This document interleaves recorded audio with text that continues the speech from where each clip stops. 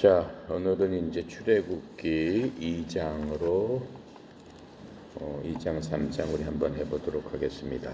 출애굽기 2장. 출애굽기는 탈출하다, 탈출이라는 그러한 엑소도스, 영어로는 탈출이라는 그러한 뜻이라고 얘기했습니다. 어디서부터 탈출하느냐? 이집트에서부터 탈출하는 겁니다. 즉 영적으로는 이 세상, 죄악된 세상으로부터 탈출하는 그러한 것을 얘기하고, 또 여기 보면 이제 파라오가 나오죠. 이집트 왕 파라오는 영적으로는 사탄, 죄인, 그런 뜻으로 우리가 해석을 할 수 있습니다. 또 그다음에 여기 이스라엘이 이제 야곱이 이스라엘로 하나님께서 이름을 바꿔 주셔가지고 그 이스라엘이 이스라엘 민족이라는 어떤 국가적인 이름으로 이제 변하는 그러한 과정이 있었죠. 야곱 사기꾼으로부터 이스라엘, 하나님을 이긴 자, 하나님 함께하는 자라는 뜻의 이스라엘로 이름을 하나님께서 바꿔 주셨습니다. 자, 그리고 또 이제 모세라는 하나님께서 사람을 쓰시게 되는데, 모세는 그리스도의 모형이다라고 할 수 있습니다. 구약과 신약을 보면은 우리가 이 성경이 66권이죠. 66권, 우리는 지금 구약을 공부하고 있는데 구약 39권, 신약 27권 해서 66권이 되겠죠. 근데 구약은 신약의 모형이다라고 얘기했어요. 실체는 신약. 우리는 지금 어디 사람이에요? 신약 성도 사람이에요.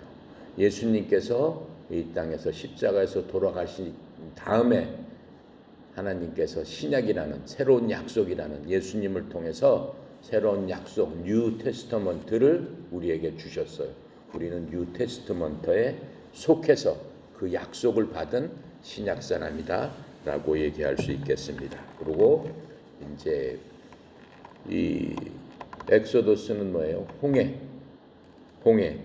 홍해를 빼놓을 수 없죠. 모세가 홍해로 건너는, 이집트를 벗어나서 홍해를 건너는, 가나안 땅으로 가는 그 광경, 영화로도 나왔죠. 이 홍해는 부활을 의미한다라고 할 겁니다.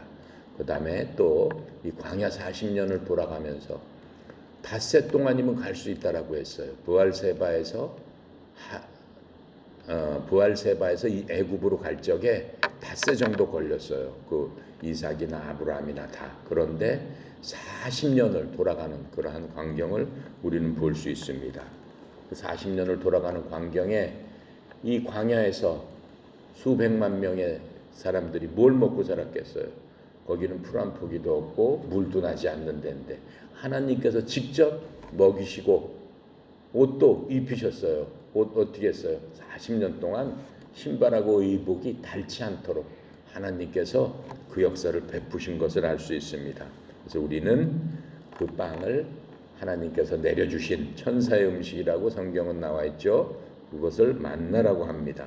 그 만나는 생명의 빵이다. 요한복음 6장에 보면은 생명의 빵으로 비유될 수 있는 그런 것들을 우리가 보게 됩니다. 그리고 또 광야를 지날 적에 물이 없으니까 어떻게 하겠어요? 수백만 명이 어떻게 물을 먹겠어요? 매일매일 어떻게 해요? 반석을 쳐서 하나님께서 반석을 때림으로 말미암아 거기서 물이 솟아나게끔, 콸콸 솟아나게끔 하는 그러한 것들을 볼 수 있습니다. 이 반석은 예수 그리스도를 예표하는 것이다 라고, 예수 그리스도의 모형이다 라고 할 수 있겠습니다. 그리고 또 우리는 여기서 유월절 어린 양도 보게 됩니다.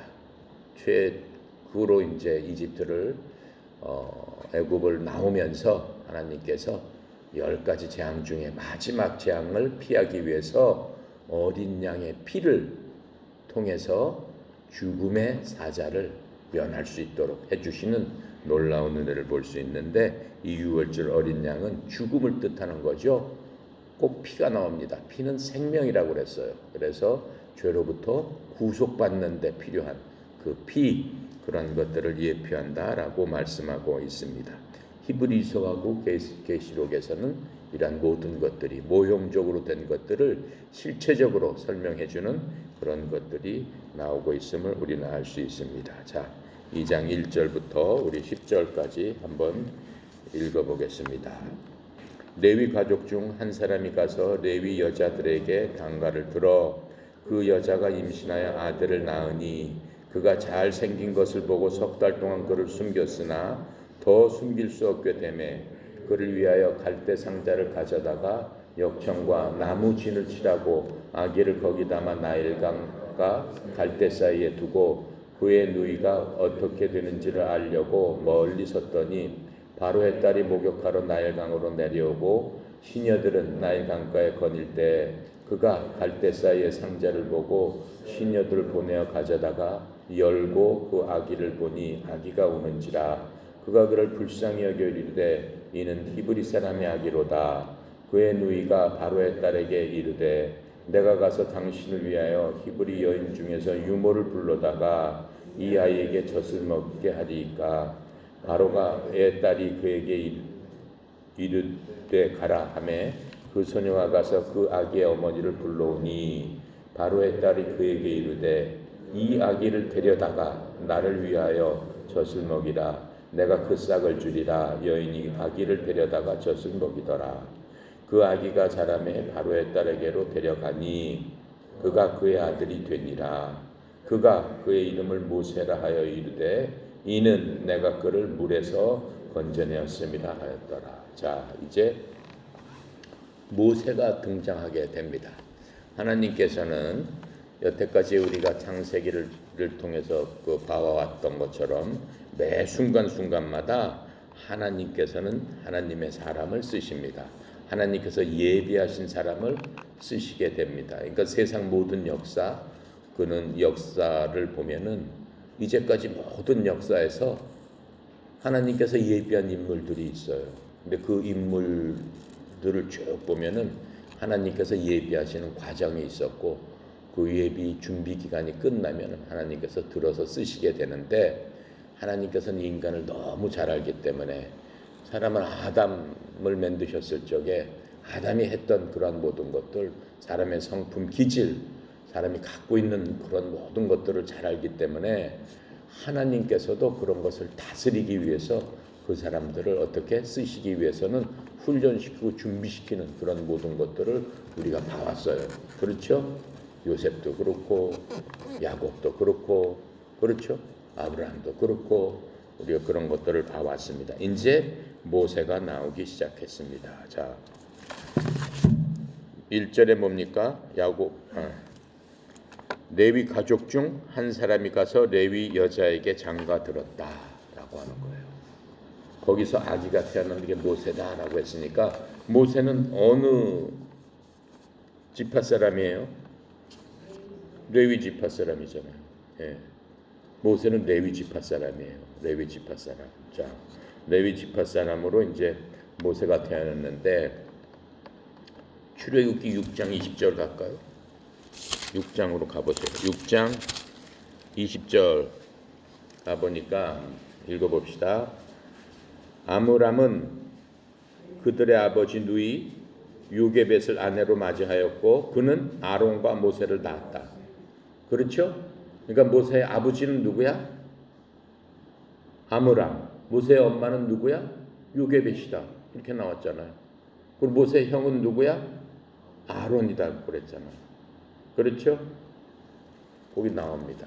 모세 아버지는 아므람, 엄마는 요게벳, 그 다음에 모세 형은 아론, 모세 누나는 미리암 이렇게 됩니다. 그래서 이 가족이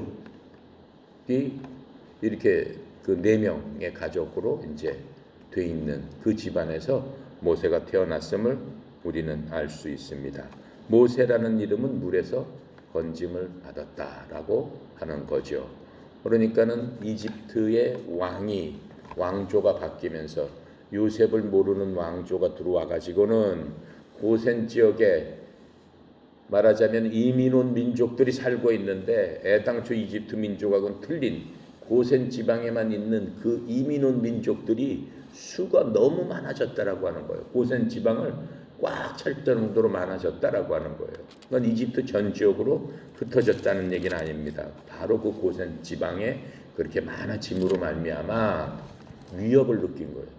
만약에 내전이 일어난다든가 적군이 이집트를 쳐들어오면은 이 사람들이 가서 적군 편을 든다든가 아니면 우리한테 대항을 해서 나라에 어떻게 반란을 일으키게 되면 안 되겠구나라고 해서 이집트 왕이 정책적으로 남자에게는 나면은 싹 죽여라라고 얘기했어요.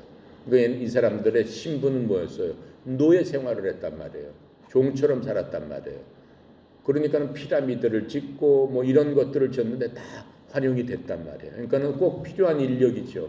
인력이지만 남자들이 있으면은 무력적으로 시위를 할 수 있기 때문에 씨를 말리자라고 해서 정책을 그렇게 펼친 거죠. 그래서 여자들은 내버려둬라. 여자는 뭐 하려고? 총으로 쓰려고 내버려둬라라고 했겠죠. 그러면서 이러한 정책을 피는 가운데 이제 다 아기를 낳으면 죽이거나 강물에 띄워서 버려라라고 했는데 어떻게 되는 겁니까? 이 모세는 어떻게 돼요? 아주 준수하게 생겼다라고 했어요. 준수하게 생겨서 석 달 동안을 그 부모들이 숨겨놓은 거예요.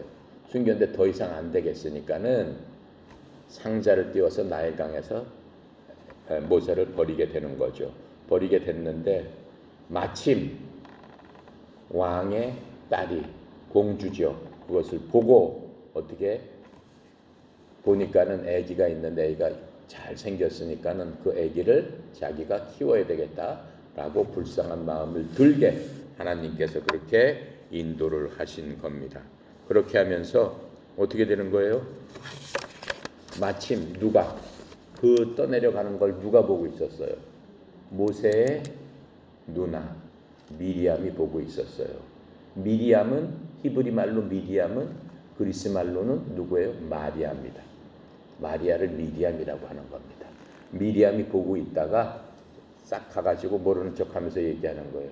이 어린아이가 이제 젖을 먹여야 되니까 우리 히브리 사람 중에서 젖이 나오는 사람이 있으니까는 아기 난 사람이 있으니까는 유모로서 그 아기를 먹이면 되는데 제가 소개할까요? 그랬더니 공주가 데리고 와라라고 해서 누게 가는 거야? 유게벳이 가는 거야. 자기 엄마를 데리고 가서 자기 이제 동생이 어떻게 됐다라고 얘기를 했겠죠. 그러면서 공주한테 소개를 했더니 공주가 아기를 데려다가 어떻게 해라? 네가 키워라. 키워서 이제 어느 정도 되면은 젖이 안 먹을 정도 되면은 어떻게 하라는 거예요? 나한테 데리고 와라라고 지금 얘기를 하면서 아기를 맡기는 그것들을 우리가 볼 수 있습니다. 그래서 아기가 이제 맡겨지는 거죠. 자, 이렇게 이제 이것을 보면은 사도행전 7장 20절부터 28절 볼까요? 이 과정을 사도행전은 뭐라고 얘기하나 한번 봅시다.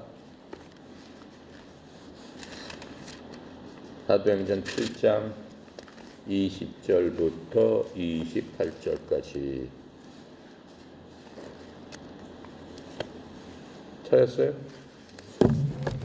찾았으면 한번 읽어봅시다. 7절 20절부터 28절까지 그때 모세가 났는데 하나님 보시기에 아름다운지라 준수했다 그랬죠. 하나님 보시기에도 아름다웠다라고 나오는 거예요. 그의 아버지의 집에서 석 달 동안 길리더니 버려진 후에 바로의 딸이 그를 데려다가 자기 아들로 기름해 모세가 애굽 사람의 모든 지혜를 배워 그의 말하는 일에 능하였더라. 이게 무슨 얘기예요? 요게벳도로 데려다가 키워라라고 한 다음에 다시 모세가 애굽의 딸한테 보내줬다라고 하는 거예요. 그러니까 양자를 삼아가지고 애굽의 최고 귀족적인 어떤 교육을 완전히 다 받게 했다라고 하는 거예요. 그래서 애굽 사람이 배우는 모든 최고의 학문을 가르쳤다라고 지금 얘기를 하고 있어요. 나이가 40이 되매 여기서 40이라는 얘기가 나와요. 출애굽에서는 나이가 40이라는 얘기가 안 나옵니다. 여기서 우리가 해석을 하는 것을 알 수 있어요. 40이 되매 그 형제 이스라엘 자손을 돌볼 생각이 나더니 한 사람이 원통한 일 당함을 보고 보호하여 압제받는 자를 위하여 원수를 갚아 애굽 사람을 쳐 죽이니라. 그는 그의 형제들이 하나님께서 자기의 손을 통하여 구원해 주시는 것을 깨달으리라고 생각하였으나 그들이 깨닫지 못하였더라. 이튿날 이스라엘 사람끼리 싸울 때 모세가 와서 화해시키려고 하여 이르되 너희는 형제들인데 어찌 서로 해치느냐 하니 그 동물을 해치는 사람이 모세를 밀어뜨려 이르되 누가 너를 관리와 재판장으로 우리를 위해 세웠느냐 내가 어제는 애굽 사람을 죽인 같이 또 나를 죽이려 하느냐 하니 모세가 이 말 때문에 도주하여 미디안 땅에서 나그네 되어 거기서 아들 둘을 낳으니라. 그렇죠? 지금 이렇게 됐다라고 하는 거예요. 나는 40세가 돼서 모세는 어렸을 때 누구한테 키움을 받았어요? 자기 엄마 요게벳한테 키움을 받았기 때문에 본인이 히브리인이라는 걸 알아요. 그런데 어떻게? 양엄마 공주한테 입양이 돼가지고 왕자 교육을 아주 훌륭하게 세상 교육도 아주 훌륭하게 받은 엘리트 청년이다라고 하는 거예요.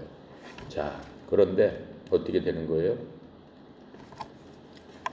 문제가 생기는 거죠. 자, 그렇게까지 알고 자 11절부터 우리 15절까지 읽읍시다. 모세가 장성한 후에 한 번은 자기 형제들에게 나가서 그들이 고되게 노동하는 것을 보더니 어떤 애굽 사람이 한 히브리 사람 곧 자기 형제를 친 것을 본지라 좌우를 살펴 사람이 없음을 보고 그 애굽 사람을 쳐 죽여 모래 속에 감추니라. 이튿날 다시 나가니 두 히브리 사람이 서로 싸우는지라 그 잘못한 사람에게 이르되 내가 어찌하여 동포를 치느냐 하매 그가 이르되 누가 너를 우리를 다스리는 자와 재판장으로 삼았느냐 내가 애굽 사람을 쳐 죽인 것처럼 나도 죽이려느냐 모세가 두려워하여 이르되 일이 탈로 되었도다. 바로가 이 일을 듣고 모세를 죽이고자 하여 찾는지라 모세가 바로의 낯을 피하여 미디안 땅에 머물며 하루는 우물 곁에 앉았더라. 거기에 대한 이제 자세한 해석을 우리가 사도행전에서 우리가 봤습니다.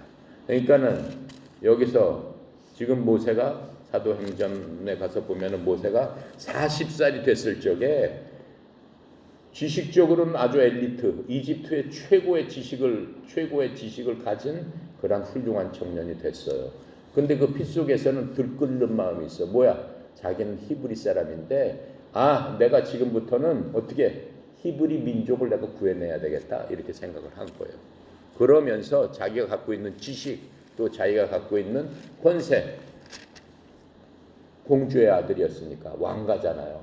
비록 입양됐지만은 이제 그러한 것들을 생각하면서 어떻게 돼? 자기 민족이 압제받는 자를 위해서 내가 내 몫을 해야 되겠다 하고 자기 스스로 이제 땅 하고 나타난 겁니다. 나타났는데 어떻게 되는 거예요?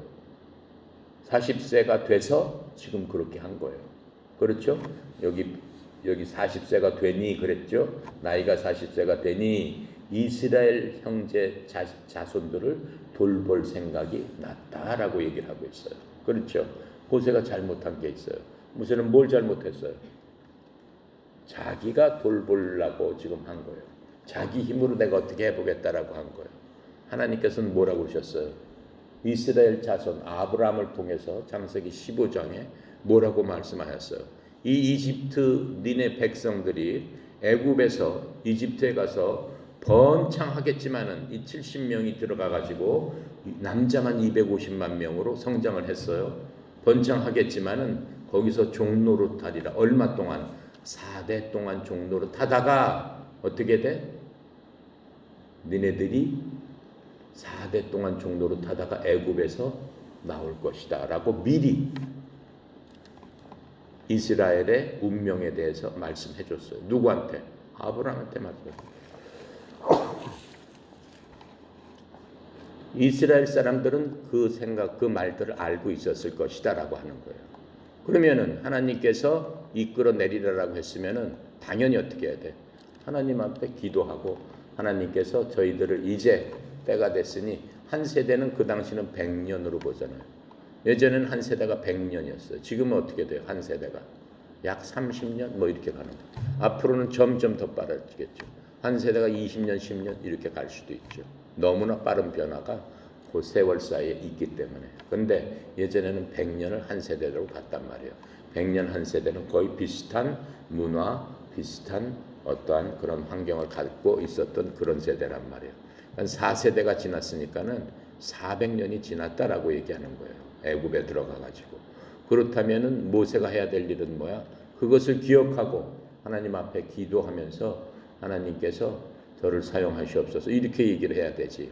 그런데 자기 힘으로 그냥 자기가 돌볼 생각으로 그냥 살인을 저질러 버리는 거예요. 애굽 사람을 쳐서 죽여버리는 그러한 것들을 이제 우리가 볼 수 있습니다.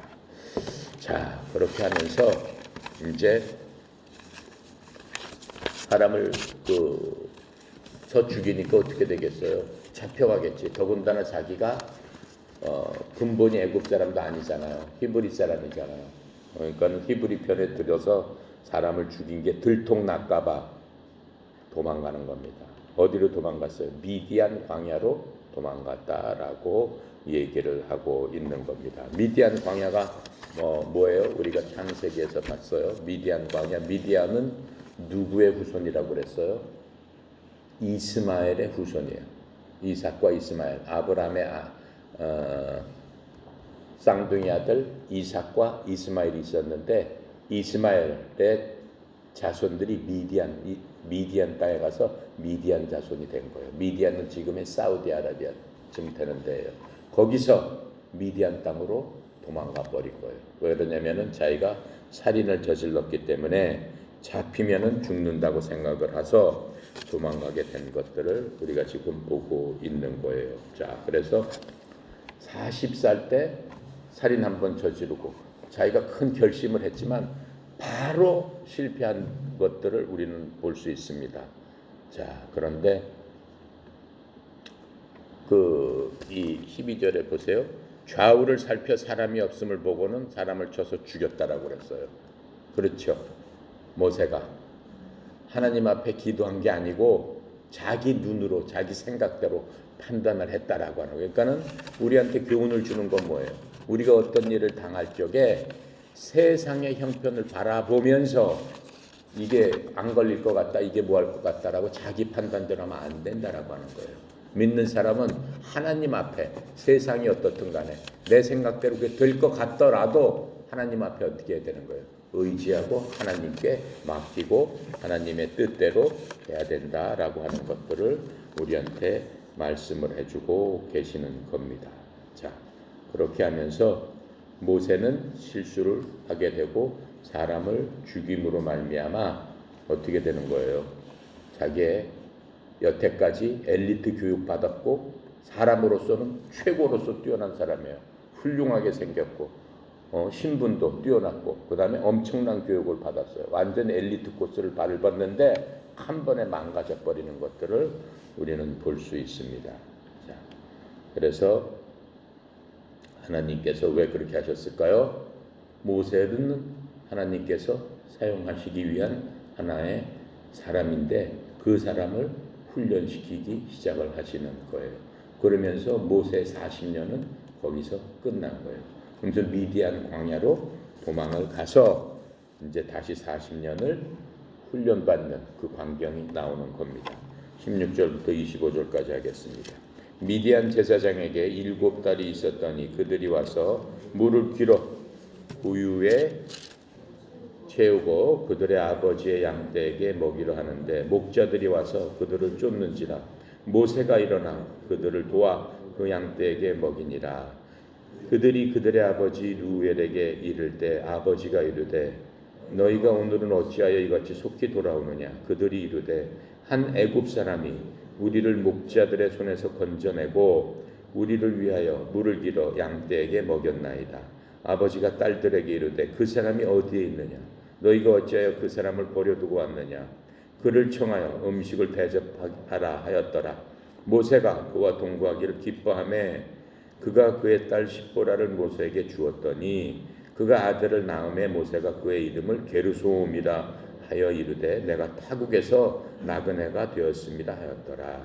여러 해 후에 애굽 왕은 죽었고 이스라엘 자손은 고된 노동으로 말미암아 탄식하며 부르짖으니 그 고된 노동으로 말미암아 부르짖는 소리가 하나님께 상달된지라. 하나님이 그들의 고통 소리를 들으시고 하나님이 아브라함과 이삭과 야곱에게 세운 그 언약을 기억하사 하나님이 이스라엘 자손을 돌보셨고 하나님이 그들을 기억하셨더라. 자, 드디어 이제 모세가 미디안 땅으로 도망을 가서 머물렀겠죠. 예, 머물렀는데 누구를 만나는 거예요? 십보라를 만납니다.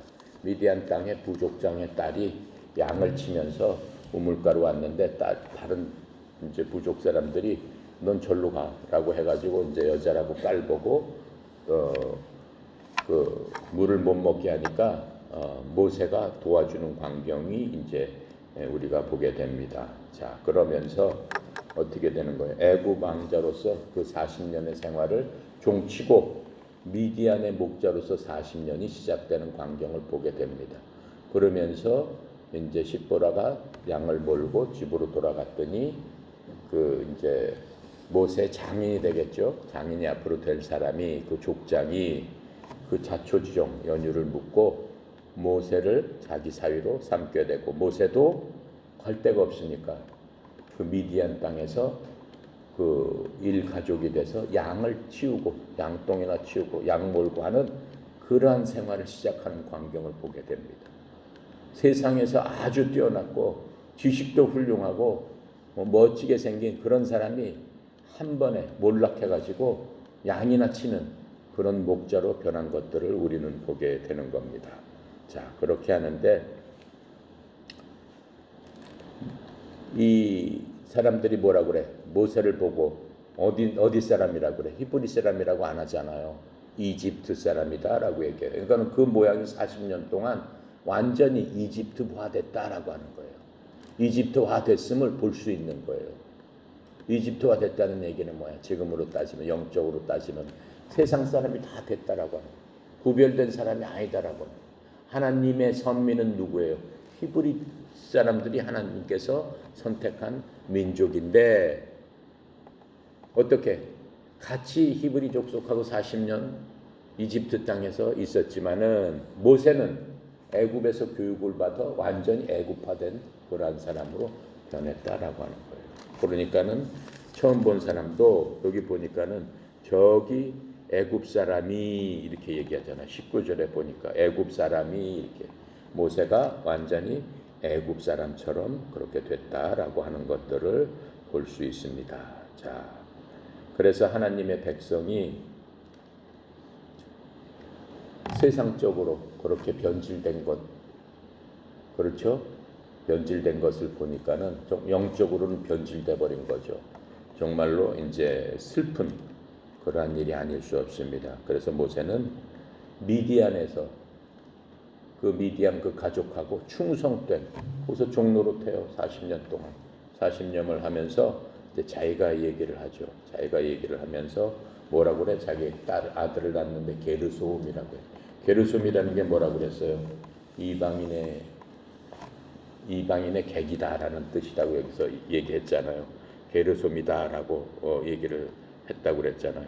그러니까는 게르솜이라는 그 의미는 자기가 언젠가는 자기 본향으로 돌아가고 싶다라고 하는 것들을 강력하게 그렇게 의미하는 그런 걸로 우리가 볼 수 있습니다.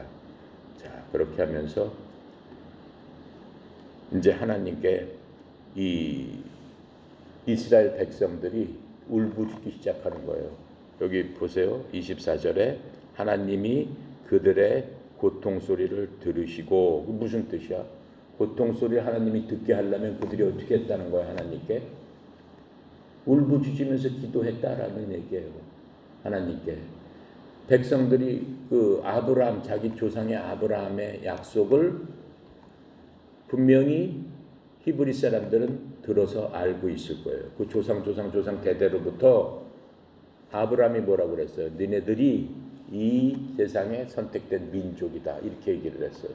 그리고 니네들이 어떻게 전 세계를 리드하는 그런 민족으로 내가 만들어 주겠다라고 했어요. 그런데 지금 무슨 짓을 하고 있는 거예요?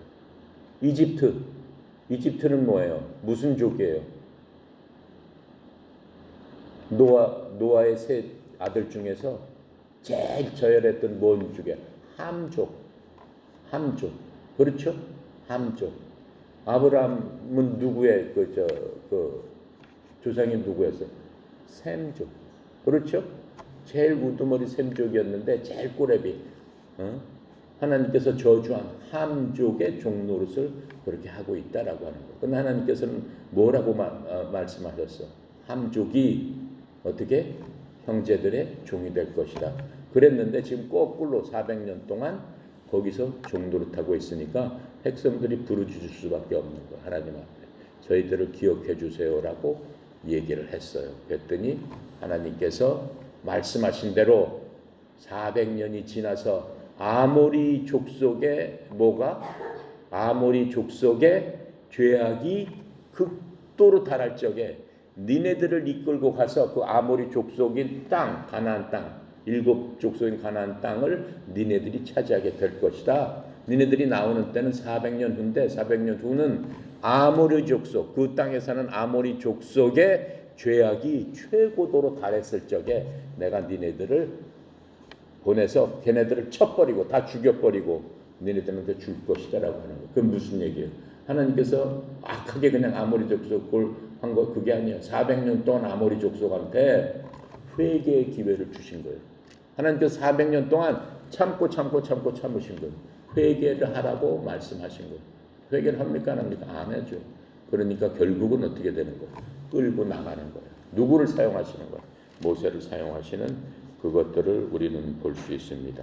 자, 그렇게 하면서 이 백성들의 신음소리를 듣고 하나님께서 그 기간을 이제 기다리시고 데리고 나갈 사람들을 기다리시고 그 사람을 이제 훈련시키는 적임자를 갖다가 사용하시는 그 계획들, 그 다음에 하나님의 가장 적합한 시기, 아모리 족속의 죄악이 극에 돌아는 그 시기, 하나님의 때, 하나님의 사람을 사용하시는 그런 것들이 이제 우리를 볼 수 있는 겁니다. 자, 그래서 하나님께서는 어떻게 모세가 40년 동안 미디안 광야에서 아주 비천한 일을 해요.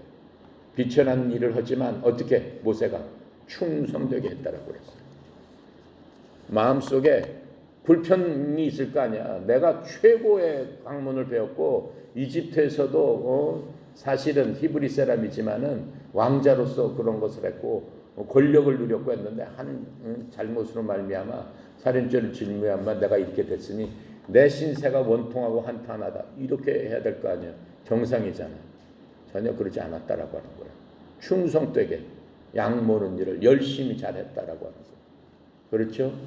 하나님께서는 그러한 아브라함, 모세를 택하신 거예요. 그러면서 25절에 보니까 하나님이 이스라엘 자손을 돌보시고 하나님이 뭘 했다고 그래?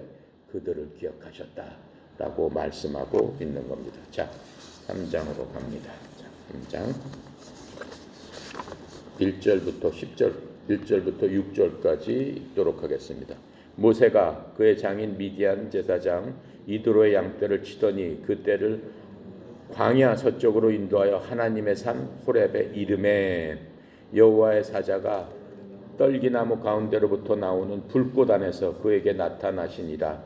그가 보니 떨기나무에 불이 붙었으나 그 떨기나무가 사라지지 아니하는지라. 이에 모세가 이르되 내가 돌이켜 가서 이 큰 광경을 보리라. 떨기나무가 어찌하여 타지 아니하는고 하니 그때 여호와께서 그를 보리고 돌이켜 오는 것을 보신지라. 하나님이 떨기나무 가운데서 그를 불러 이르시되 모세야 모세야 하시매 그가 이르되 내가 여기 있나이다.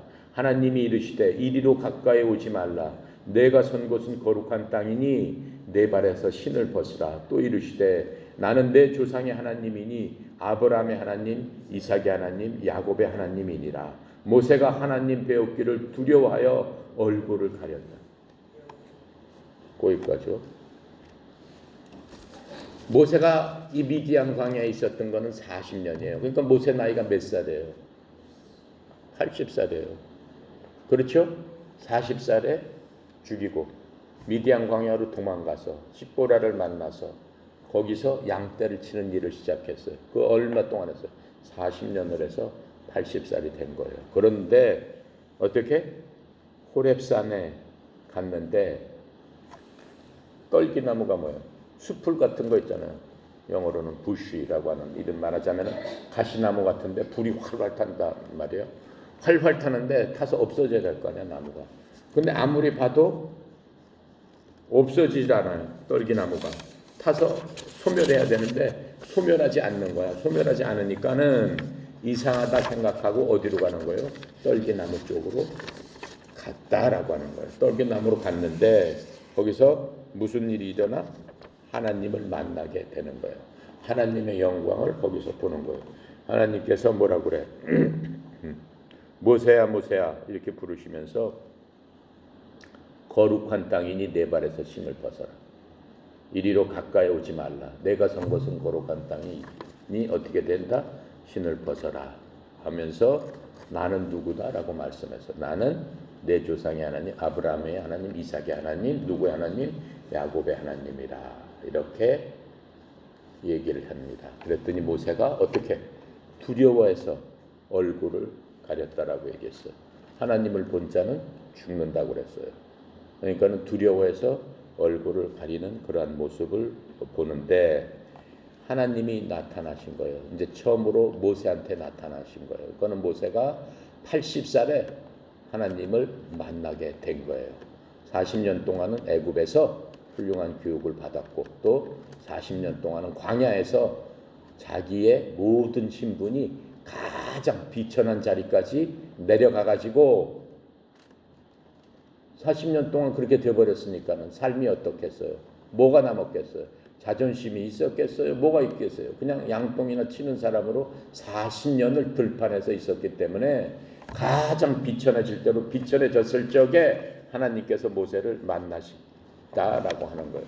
여러 가지 의미가 있겠죠. 왜 하나님께서 모세를 그렇게 해가지고 모세를 만나 주셨을까?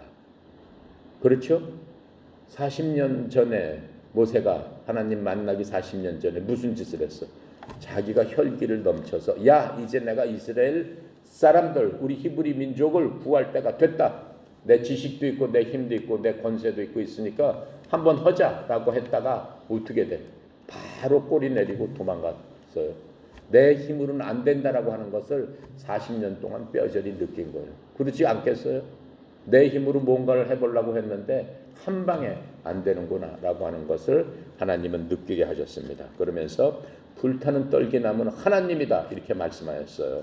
하나님은 그런데 여기서 의미가 뭐냐면 나무라는 게 태우면 그냥 없어져야 될 거 아니에요. 그런데 끝까지 안 없어지고 그대로 헐헐헐헐헐 타고 전혀 형체가 변하지 않는 그 상태로 있다라고 하는 것은 뭐예요?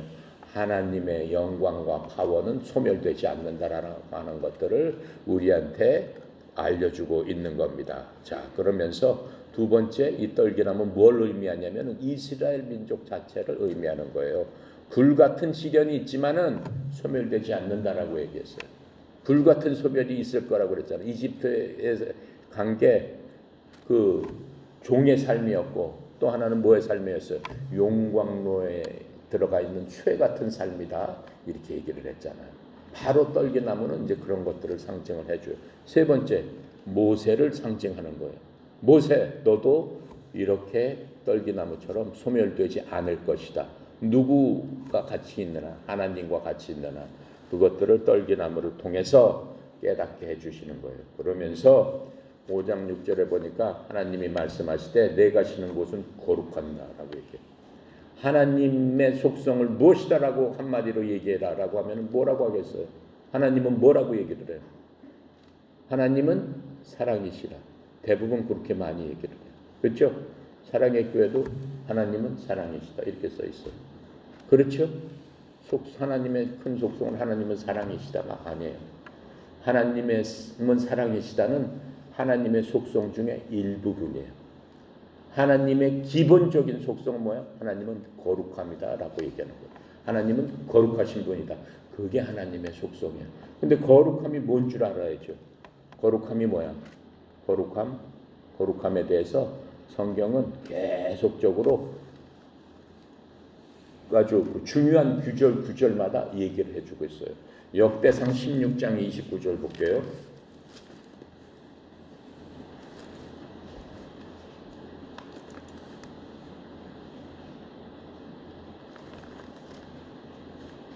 16장 29절 636페이지네요. 29절 여호와의 이름에 합당한 영광을 그에게 돌릴지어다.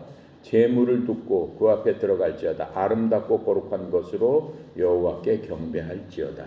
아름답고 거룩한 것으로, 원문에는 뭐라고 써있냐면 거룩한 아름다움으로 여호와께 경배할지어다, 이렇게 얘기하고 있어요. 거룩하다는 것은 성경은 아름다운 것이다, 이렇게 말씀하고 있어요.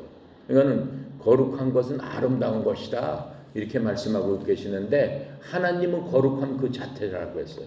거룩함은 아름다운 것이다라고 했어요. 아름답다는 게 무슨 장미꽃처럼 아름답고 투리처럼 아름답고 그런 의미가 아닙니다.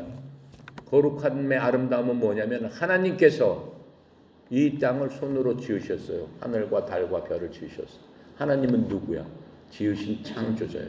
우리가 창세기 1장 1절부터 1장을 보면서 하나님께서 만물을 지으신 그 모든 분임을 알고 우리가 배웠어요. 그분을 뭐라고 그래요? 창조주라고 그래요. 우리는 거기서 만들어진 피조물 중에 하나인 사람이에요. 그렇죠? 하나님께서 우리를 흙으로 빚으셨고, 하나님께서 하나님의 영을 불어넣어서 우리 속에 뭐가 생겼어? 혼이 생겼어요. 우리의 생명이 생겼어요. 그렇게 만드신 거예요. 그러니까는 거룩함이라는 거는 창조주 하나님과 피조물 사이에 있는 그 간격, 그게 거룩함이에요. 그러니까는 창조주 하나님의 클래스가 틀리고 우리 피조물의 클래스는 틀리다라고 하는 거예요. 그러니까 우리 피조물의 클래스로 하나님을 이해할 수는 없어요. 클래스가 완전히 틀리기 때문에 어떻게 이해가 돼? 안 되는 거지. 그런데 창조주 하나님과 우리하고 틀린 그 차이가 하나님의 거룩함이다라고 얘기하는 거예요. 그 안에서 하나님의 사랑이 있고 하나님의 공의가 있고 하나님의 질서가 있고 하나님의 긍휼이 있고 그런 모든 것들이 있는 거예요. 그러니까는 하나님의 사랑은 어디서 일어나는 거예요? 하나님의 사랑은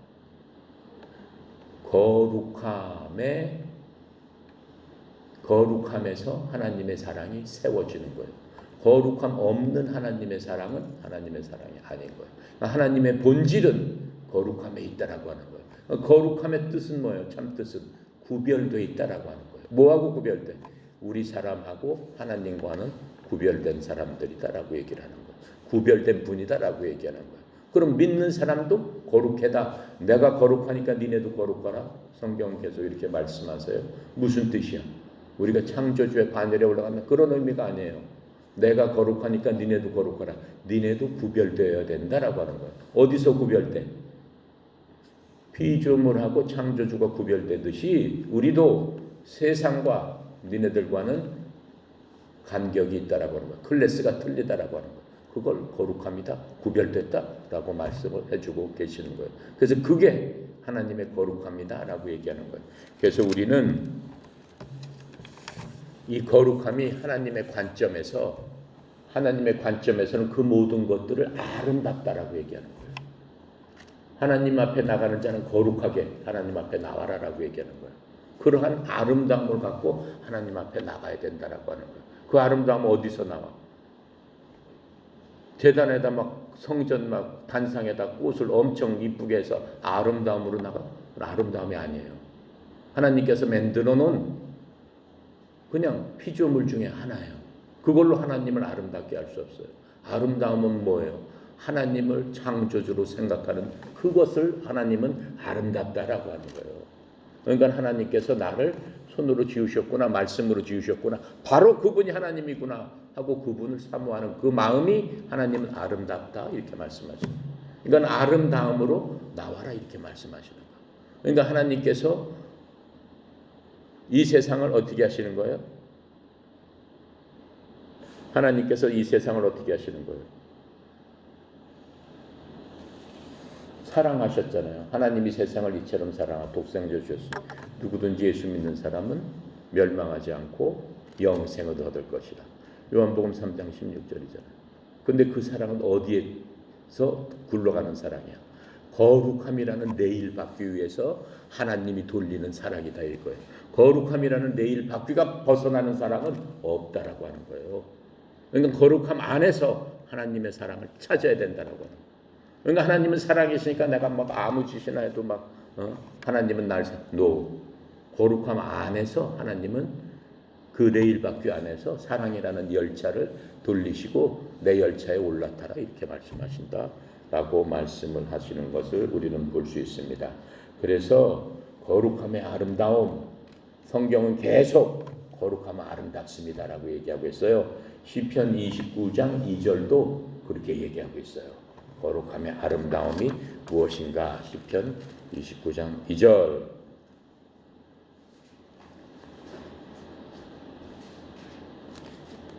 읽어보세요.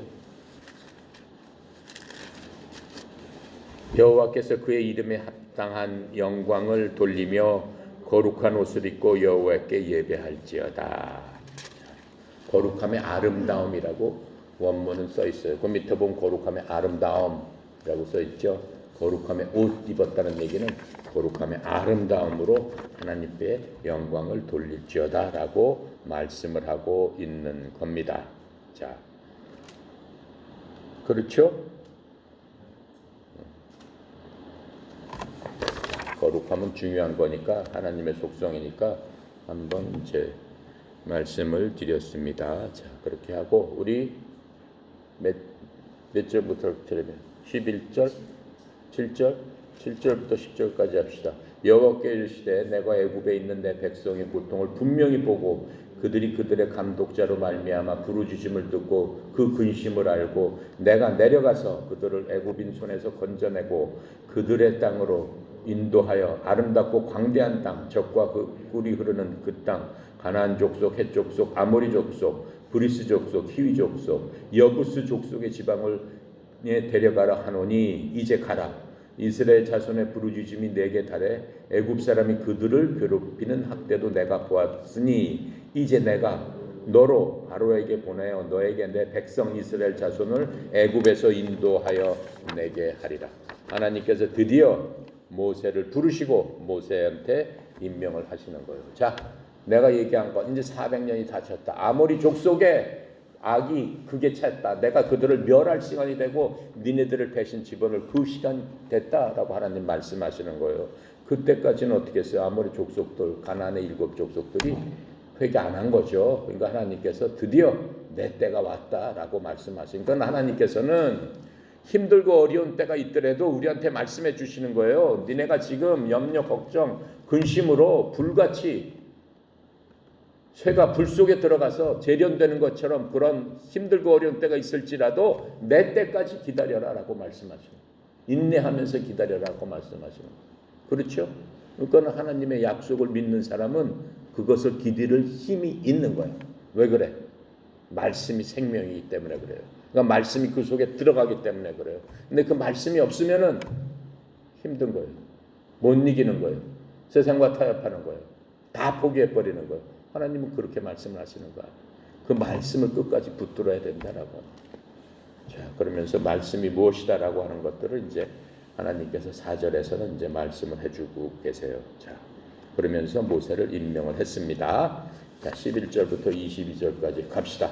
모세가 하나님께 이르되 내가 누구에게 바로에게 가며 이스라엘 자손을 애굽에서 인도하여 내리까 하나님이 이르시되 내가 반드시 너와 함께 있으리라. 내가 그 백성을 애굽에서 인도하고 낸 후에 너희가 이 산에서 하나님을 섬기리니 이것이 내가 너를 보낸 증거니라. 모세가 하나님께 아뢰되 내가 이스라엘 자손에게 가서 이르기를 너희의 조상의 하나님이 나를 너희에게 보내셨다 하면 그들이 내게 묻기를 그의 이름은 무엇이냐 하리니 내가 무엇이라고 그에게 말하리까. 하나님이 모세에게 이르되 나는 스스로 있는 자이니라. 또 이르기를 너는 이스라엘 자손에게 이같이 이르기를 스스로 있는 자가 나를 너에게 보내셨다 하라. 거기까지 할게요. 모세가 이제 핑계를 대기 시작합니다. 모세가 이제 40년 전에는 그렇게 혈기왕성하고 자신만만했는데 40년을 그렇게 광야에서 아주 나락으로 떨어져서 비천한 생활을 하다 보니까 자기 자신과 모든 것을 다 잊어버렸어요. 내가 뭘 할 수 있겠습니까? 내가 할 수 있는 일이 지금 뭐가 있겠습니까? 하나님 앞에 그렇게 얘기를 하는 거예요. 그러면서 뭐라고 물어봐? 만약에 내가 가서 했는데 사람들이 나를 비웃으면서 목자가 와서 그러니까 얼마나 나를 비웃겠습니까? 비웃으면서 도대체 너는 누구고 하나님이 보냈다라고 그러면 야 그럼 하나님이 누구냐? 하나님이 도대체 누구냐라고 했을 적에 제가 뭐라고 하겠습니까? 그랬더니 하나님께서는 뭐라고 그래? 하나님의 이름이 뭐라고 그래요? 여기서 처음으로 말씀해 주시는 거예요. 뭐라고 그래요? 나는 스스로 있는 자니라. 하나님의 이름은 스스로 있는 자. 그게 하나님의 이름이에요. 영어로 보면 I am that I am 해가지고 대문자로 썼는데 그게 여호와 그 이름이 I am that I am이에요. 나는 스스로 있는 자다. 그렇죠? 여기 써있죠. 나는 스스로 있는 자이다. I am that I am이 나다. 그렇죠? 스스로 있는 자. 즉 여호와가 나를 보냈다라고 너를 보냈다라고 얘기를 하면 되지 않겠느냐라고 얘기하는 거예요. I am that I am이 무슨 뜻이에요? I am 현재잖아요. I am이 that I am. I am이 이름이야. I am 내가 that I am 나다. 내가 나다. 그러니까는 영어에 보면은 뭐예요? 사람은 뭐예요? 내가 학생이었습니다 하면 I was. 그렇잖아요. 현재 나는 뭡니다. I am. 그다음에 나는 앞으로 어떻게 될 겁니다. I will be 이렇게 될 거 아니에요. 사람은 세포가 수천억 개가 있어서 1시간 전하고 2시간 전은 완전히 사람이 틀립니다. 머리도 완전히 틀립니다. 사람의 신체는 이 세밀하게 보면은 매 순간순간마다 완전히 틀려지는 거예요. 근데 하나님께서는 뭐라고 그래? 그렇지 않다라는 거예요. I was, I am, I will be 그게 아니고 항상 I am, I am, I am이다라고 하는 거예요. 시간이라는 거는 누가 만드셨어요? 하나님이 만드셨어요. 그렇죠? 창세기 1장 1절 보면 하나님께서 만드신 거예요. 그렇죠? 아침이 되고 저녁이 되니 하나님께서 그것을 하루라고 하셨더라. 24시간이라고 하셨더라. 라고 하면서 시간 개념을 만드셔서 우리로 하여금 우리는 3차원에서 살고 있기 때문에 보고 느끼고 만지고 하면서 살 수 있도록 만들었기 때문에 시간이 없으면 그 모든 것들이 해결이 안 되기 때문에 하나님께서 시간이라는 타임머신에다가 우리를 태워놓으신 거다라고 얘기하는 거예요. 때가 되면 그 시간이 어떻게 돼요? 없어진다라고 얘기했어요. 그 오직 영원만 남는 거예요. 영원도 우리 개념으로는 얘기할 수가 없어요. 하나님께서 그 모든 것들을 만드셨는데 하나님의 클래스하고 우리 클래스하고는 틀리기 때문에 그게 아까 얘기한 하나님의 아름다움이다라고 얘기하는 거예요. 그 클래스가 완전히 틀리기 때문에 우리 같은 차원의 사람이 하나님의 차원의 사람을 이해를 못하는 거예요. 근데 그냥 어렴풋이 우리가 알 수 있는 거죠. 그렇죠?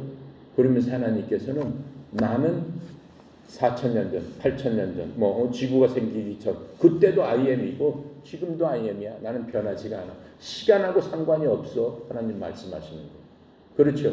그건 예수 그리스도의 보혈이 하나님의 보혈이기 때문에 2,000년 전에 흘린 그 보혈이 지금 나한테 지금 이 순간에 나한테 작용을 할 수 있는 그거의 원천도 되는 거다라고 얘기해요. 그러니까 하나님께서는 지금 그 말씀을 하고 계시는 거예요. 모든 것이 변하지만은 하나님은 변하지 않고 하나님은 기원이 없다라고 하는 거예요. 어디 오리진이 없다라고 하는 거예요. 누가 만든 게 아니다라고 스스로 존재하시는 분이다 이렇게 말씀하시는 거예요. 그래서 변하면 하나님이 아는 거죠. 그래서 하나님의 존재는 변하지 않고 하나님의 인격도 변하지 않고 하나님의 파워도 영원한 것이고 또 하나님의 존귀함, 하나님의 노블 이런 모든 것들이 영원하다라고 하나님은 말씀하고 계시는 겁니다. 여기에 대해서 I am 이라고 예수님께서 말씀해 주시고 계세요. 나는 누구다 라고 말씀하시고 계시는 게 요한복음 8장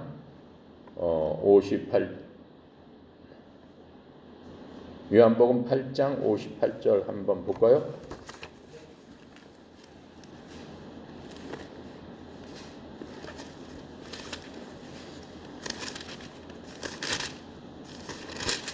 (8장 58절) 보니까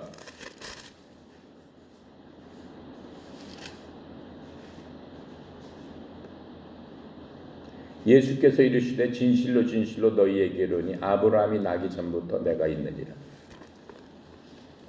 무슨 얘기야? 시간하고 관계없다라고 하는 거예요. 그렇죠? 예수님이 나시기 전 몇 년 전에 아브라함이 있었어요? 2000년 전에 있었어요. 2000년 전에 있었는데 예수님께서 2000년 후에 오셔서 아브라함이 나기 전부터 내가 있었다니까 이렇게 말씀하시는 거예요. 나는 상관이 없다라고 하는 거예요. 시간하고. I am.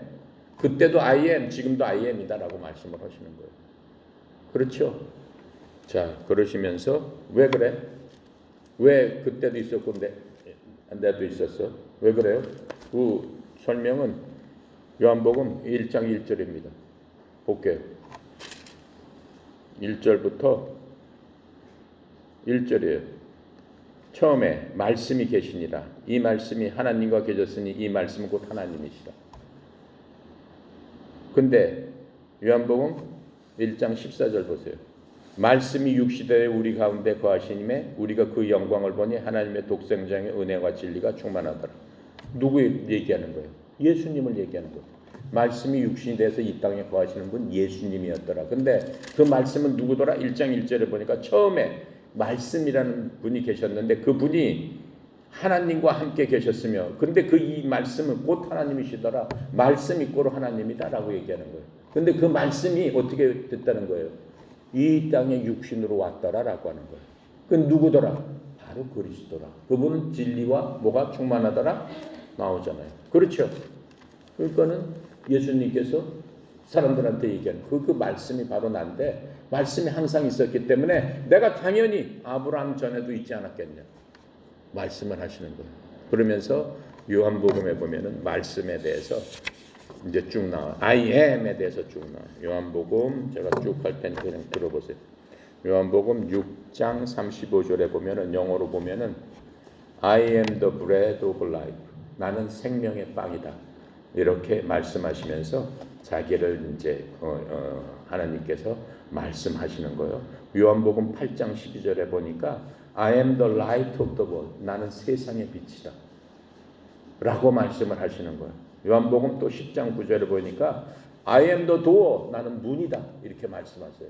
요한복음 10장 12절에 보니까 I am the good shepherd. 나는 선한 목자다. 이렇게 말씀을 하고 계시고 또 요한복음 11장 25절에 보니까 I am the resurrection and the life. 나는 부활이요 생명이다. 이렇게 또 말씀하세요. 그리고 또 하나님께서 14장 6절에 보니까 I am the way, the truth and the life. 나는 길이요 진리요 생명이다. 그렇죠? 나로 말미암지 않고는 아버지께 올 자가 한 사람도 없다. 이렇게 말씀하시면서 하나님이 자기를 나타내는 것들이 쭉쭉 나오고 있습니다. 근데 그 하나님께서 이제 모세에게 나타났는데 요한복음에서는 그 말씀으로 나타나신 그 하나님, 떨기나무에서 나타나신 그 하나님을 해석해 주는 거예요. 요한복음. 자, 그래서 우리가 그것들을 볼 수가 있습니다. 자, 그러면서 하나님께서 자기를 I am that I am이다 하니까 너는 나만 믿어라. 이렇게 말씀을 하고 계시는데 모세는 뭐예요?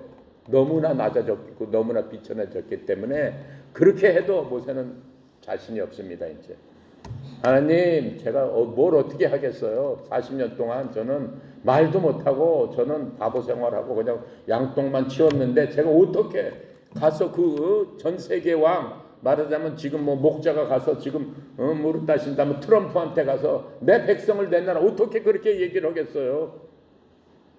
너무나 이제 겁에 질린 그 모습을 우리가 볼 수 있습니다. 자, 그러면서 우리 5절부터 15절부터 끝까지 해봅시다.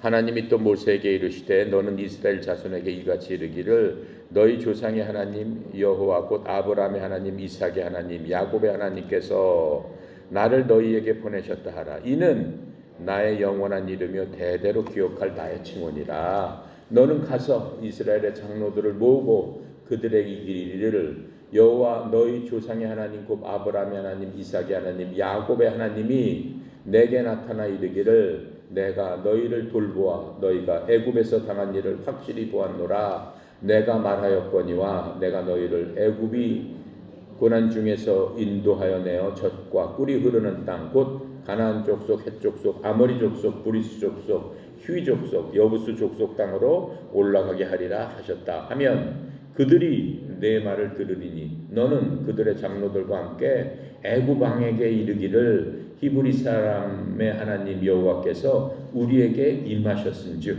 우리가 우리 하나님 여호와께 제사를 드리려 하오니 사흘길쯤 광야로 가도록 허락하소서 하라. 내가 아노니 강한 손으로 치기 전에는 애굽 왕이 너희가 가도록 허락하지 아니하다가 내가 내 손을 들어 애굽 중에 여러 가지 이적으로 그 나라를 친 후에야 그가 너희를 보내리라. 내가 애굽 사람으로 이 백성에게 은혜를 입히게 할지라도 너희가 나갈 때 빈손으로 가지 아니하리니 여인들은 모두 그 이웃 사람과 및 자기 집에 거류하는 여인에게 은폐물과 금폐물과 의복을 구하여 너희의 자녀를 꾸미라. 너희는 애굽 사람들의 물품을 취하리라. 자, 이렇게 이제 말씀을 하시면서 구체적으로 이제 애굽에서 어떻게 하고 어떻게 떠나야 된다라고 이제 하나님께서 누구한테 말씀을 하시는 거예요? 모세한테 말씀을 해주시는 거예요. 그러시면서 준비를 해라 이렇게 말씀을 하고 계세요. 준비를 해라라고 말씀을 하시는데 모세는 어때요? 모세는 계속 겁을 먹고 있는 거예요. 이제 4장에 보면은 이제 또 변명을 하는 게 나와요. 하나님 앞에 내가 그렇게 해도 서지 못합니다 라고 하는 그런 것들을 우리가 볼 수 있는데, 자 19절이 이제 중요한 거예요. 19절 내가 아노니 강한 손으로 치기 전에는 애굽 왕이 너희를 가도록 어떻게 허락하지 아니한다. 하나님께서는 이미 알고 계시는 거예요. 애굽 왕의 마음을 이미 알고 계시는 거예요. 하나님이 10가지 재앙을 내리기 전에 하나님께서 뭐라고 하냐면 10가지 재앙을 내릴 때 애굽 왕의 마음을 강팍하게 하셨나니 이렇게 성경이 나와요. 근데 우리가 잘못 생각하면 왜 하나님께서 그냥 내보내게 하면 되지? 왕의 마음을 강팍하게 한 다음에 이를 하나님께서 이미 만드신 다음에 그 여러 가지 재앙을 준 다음에 왜 하나님께서 그렇게 하셨을까?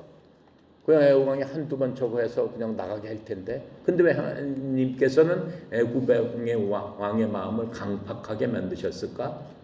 뭐 하나님이 좀 이상하지 않냐? 그 무슨 공의의 하나님이냐? 내버려 두지. 이렇게 생각할 수 있어요. 많은 사람이 그렇게 생각해요. 그렇지 않다라고 하는 거예요.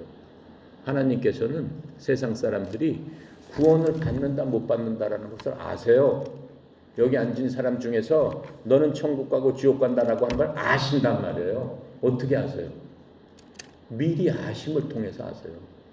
그 미리 선택을 하는 거는 하나님께서 너는 지옥 가고 천국 가라 하나님께서 하시는 거는 뭘로 하는 거야? 하나님의 의지로 하는 게 아니에요. 그 사람의 의지를 이미 아신다라고 하는 거예요. 뭐 어떻게 아신다는 거야? 그 사람이 하나님의 말씀을 듣고 들었을 적에 그 말에 순종하느냐 안 하느냐라고 하는 것을 미리 아신다라고 하는 거예요. 그 미리 아신 거에 따라서 하나님께서 어떻게 하는 거예요? 정하신다라고 하는 거예요. 그 예정이라고 하는 거예요. 그러니까 예정은 아니다라고 하는 거예요. 예정은 믿는 사람한테만 해당되는 거예요. 하나님께서 우리를 미리 아시고 어떻게 천국 백성 삼으셨다. 그 말씀은 아무것도 안 믿는 사람 중에서 그냥 랜섬으로 너를 그냥 천국 가고 너는 지옥 가라. 천국 가는 사람만 하나님이 지정했다는 의미가 아니에요. 지금 3장 19절은 그것을 얘기하는 거예요. 그러니까는 하나님을 믿을 적에 하나님 불공평하지 않냐? 왜 천국 갈 사람은 미리 정해놓고 지옥 갈 사람은 하나님께서 뭐 마음대로 하는, 그게 아니다라고 하는 거예요. 하나님께서 예정한 거는 천국을 가겠다고 작정한 사람만 예정한 거예요. 그러니까는 미리 아시고 정하셨다라고 하는 거예요. 그러니까는 예정이에요. 그러니까는 이게 19절이 예지를 얘기하는 거예요. 내가 아노니, 내가 안단 말이야. 하나님께서 강한 손으로 치기 전에는 바로가 너네들을 가게 허락하지 않을 거다. 내가 아무리 그래도 바로는 어떻게 자기 의지적으로 포기한 사람이다라고 얘기를 하는 거예요. 그래서 하나님께서 아심에 따라서 더 강팍하게 하신 거지, 그럴 마음이 아닌데 하나님께서 강팍하게 했다는 의미가 아니다라고 하는 거예요. 그러니까는 이 하나님의 선택은 미리 아심을 통해서 우리를 정하시고 택하시고 예수 그리스도로 말미암아 하나님의 자녀를 삼으시는 거예요. 그러니까는 하나님의 예정이 있는 거지 예지가 없는 예정은 없다라고 하는 거예요. 그러면 공의의 하나님이 아니잖아요. 하나님이 생각하고 싶은 대로 그냥 기분 내키는 대로 넌 천국은 넌 그게 아니다라고. 그는 바로를 통해서 하나님께서는 바로를 강팍하게 한 게 그 사람 자체가 강팍해지기 때문에 그렇게 하신 거다라고 우리는 알 수 있습니다. 자, 그렇게 해서 이제 어떻게 되는 거예요? 모세를 하나님께서 들어서 쓰시는 그것을 우리가 알 수 있습니다. 자, 기도하고 마치도록 하겠습니다. 감사하시고 거룩하신 하나님, 참으로 은혜 감사합니다. 또 출애굽기를 통해서 이제 해방되는 그러한 놀라운 하나님의 은혜, 하나님의 섭리가 무엇인지를 깨닫게 하시니 주님 감사합니다. 인생 살아가면서 우리도 이 세상에 속해서 속박 가운데서 우리의 영혼이 짓눌리고 하는 때가 얼마나 많은지 모릅니다. 이제 하나님께서 주시는 이 교훈의 말씀을 통해서 소망을 갖게 하시고 우리의 영혼의 자유를 갖게 하시고 하나님 앞에 더 가까이 가는 하나님의 아름다움을 찬양하는 하나님의 거룩한 아름다움을 찬양할 수 있는 저희들 다 되도록 주여 도와주시옵소서. 특별히 전 세계가 역병으로 참으로 힘든 그러한 시간입니다. 그래도 저희들이 하나님의 말씀을 붙잡고 오직 주님만 믿고 의지할 적에 그 모든 것들이 하나님의 통치 아래 있고 하나님의 역사와 하나님의 주관 아래 있음을 저희들은 분명히 하나님의 말씀을 통해서 깨닫고 배우고 알고 있사오니 주여 하나님의 백성들을 이 기간을 통해서 더욱더 하나님 앞에 가까이 가고 하나님의 아름다움을 배우는 그러한 저희들 다 되도록 주여 축복하시고 또 하나님께서 인도하여 주시옵소서. 협회에 속해 있는 모든 지부장 또 교육생 또 지도자 또 모든 회원에 이르기까지 하나님께서 살펴보하여 주셔서 하나님의 미리하심을 통해서 하나님의 백성으로 삼아주시는 주의 놀라운 그 은혜 가운데서 하나님만을 찬양할 수 있는 저희 모든 협회원들 되도록 하나님이여 믿음 위에 믿음을 더하여 주시옵소서. 특별히 송영 이사장님 하나님 축복하여 주셔서 어려운 가운데도 협회를 이끌어 갈 적에 영육간에 지치지 않게 하시고 형통케 하시고 물질로서도 어려움이 없도록 주여 축복하여 주시옵소서. 오늘 하루도 온전히 주 앞에 의탁드립니다. 감사드리며 우리 주 예수 그리스도 이름으로 기도드렸습니다. 아멘.